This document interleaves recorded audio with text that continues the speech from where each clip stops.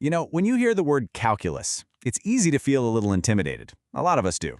But what if I told you it's not just some scary, high-level math class?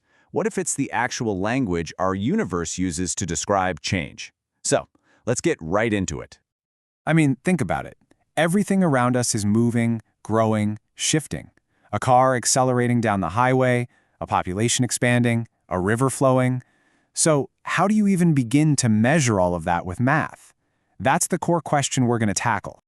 And it turns out, this massive, complex subject, it's really all built to answer just two fundamental questions about all that motion and all that change. So, calculus really boils down to two big ideas. On one hand, you've got the question of how fast something is changing at a single frozen moment in time. And on the other hand, how much of something has piled up over a certain period. These two quests give us the two main branches of calculus. So, let's tackle that first one. How do you find a rate of change not over an hour or a minute, but right now, at this precise instant? Well, the tool we use for this is called differentiation. Think of it this way. Differentiation is like our mathematical magnifying glass. Imagine you have a graph that curves and swoops all over the place. If you want to know how steep it is at one exact spot, you zoom in, and you keep zooming in, and you keep zooming in, until that crazy curve starts to look like a perfectly straight line. And once it's a straight line, we can easily measure its steepness. But this brings up a paradox, right? Slope is rise over run. I mean, you need 2 points to measure it. So how in the world can you find the slope at just one single point? It sounds impossible, and that's the puzzle calculus had to solve. The solution is actually pretty clever. We start by cheating just a little bit. Let's just pick a second point somewhere nearby on the curve. Okay, now we have 2 points, so we can draw a straight line between them. This is called a secant line, and we can easily find its slope. It's not the right answer, not yet, but it gets us in the ballpark. Okay, and here's where the magic really happens. We start sliding that second point along the curve, getting it closer and closer and closer, infinitely close to our first point. As they basically merge into one, the slope of that line, it settles on one single perfect value. And that value, that's the slope of the tangent line, the line that just barely kisses the curve at that one spot. We've just found our instantaneous speed. And that perfect value we just found, well, it has a name, the derivative. This is the answer to our question. It's the exact instantaneous rate of change at that single point. Now, doing that whole infinitely close process every single time, yeah, that would be exhausting.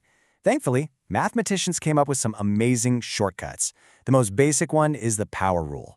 If you have x to some power, you just bring that power down in front as a multiplier, and then you subtract 1 from the original power. Simple, elegant, and incredibly powerful. The really cool thing is we can just break down a function and tackle it piece by piece. So for 4x squared, we bring the 2 down to multiply the 4. That gives us 8, and the power becomes 1, so 8x. Next, for 7x, the derivative is just 7. And finally, for any constant number like -2, its rate of change is, well, 0, so its derivative is 0.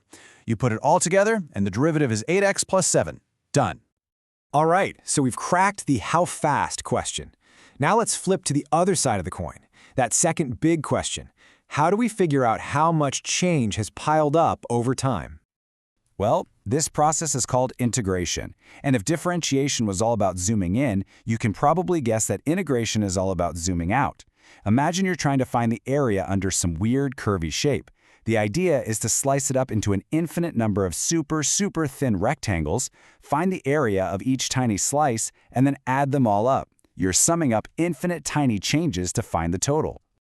To do this, we need to find something called the antiderivative. It's basically working backwards. You're looking for the function that, if you took its derivative, would give you the function you started with. And because the derivative of any plain old number is 0, we always tack on a plus c at the end, just to show that there could be any constant hanging around. So far, we've got these two big ideas that seem totally separate. One is about finding slopes by zooming in. The other is about finding areas by adding a bunch of tiny things up. But here comes the most mind-blowing discovery in all of calculus. We've got differentiation for finding slopes and integration for finding areas. They seem like they live in completely different worlds, solving completely different problems. But what if they weren't? What if this whole process of finding a slope and this process of finding an area, what if they were actually deeply, fundamentally linked? And that is the big secret. They are connected. They're two sides of the same coin. They are literally inverse operations. One undoes the other. Finding a slope and finding an area, they're part of the same story. And this incredible connection is so important, it has a name to match: the fundamental theorem of calculus. And trust me, it changes everything. So, what does this connection actually let us do? Let's take a look. Say we want the area under the simple line y equals x, from x equals 0 to x equals 4. Before, we'd be talking about infinite rectangles. But now, we have this massive shortcut. We just find the antiderivative, which is 1/2 x squared, then plug in the upper number 4, which gives us 8, plug in the lower number 0, which gives us 0, subtract the 2, and the area is exactly 8. No fuss, no infinite sums, just a clean, perfect answer. Okay, so now that we've unlocked this fundamental connection, what can we do with it? I mean, this whole toolkit isn't just for solving abstract math problems, it's for modeling the real world. Seriously? This thing unlocks a whole universe of applications. It's used to find the volume of 3D objects, to model the motion of planets, to calculate probabilities, optimize business profits, design stronger bridges, and even chart the course for a spacecraft to Mars. It's the engine that drives so much of modern science and engineering. So just think about the journey we just took, right? We started with two simple questions about change. We found one tool, the derivative, to zoom in on a single instant. We found another, the integral, to zoom out and see the big picture.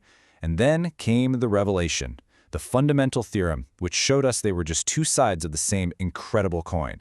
And that connection, that's what gives us the power to model the universe. So you see, calculus isn't just a scary math class. It's a new way of seeing the world. It's literally the language that describes this dynamic, ever-changing universe we live in. The only question left is, what will you use it to understand?